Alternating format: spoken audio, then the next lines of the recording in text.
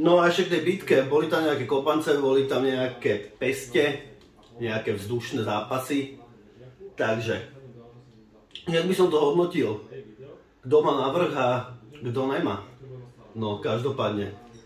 Držím palce Igorkovi, lebo Igor je šašo, proste, ale neviem si predstaviť, že by niekto zvládol krízu, ktorú sme mali, s väčším optimizmom a prehľadom, ako tento mladý muž.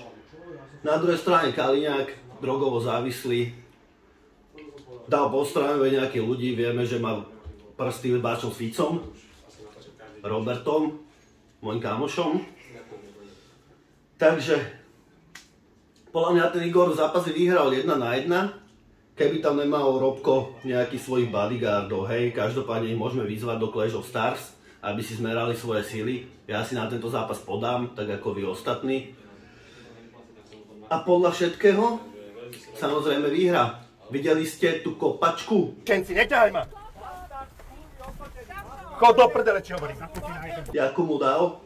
Proste nebal sa ničoho, ten chalan, proste ide si za svojím, ide za tvrdým.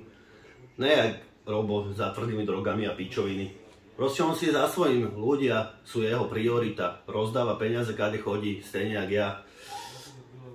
Proste a... Čo vám tomu mám povedať?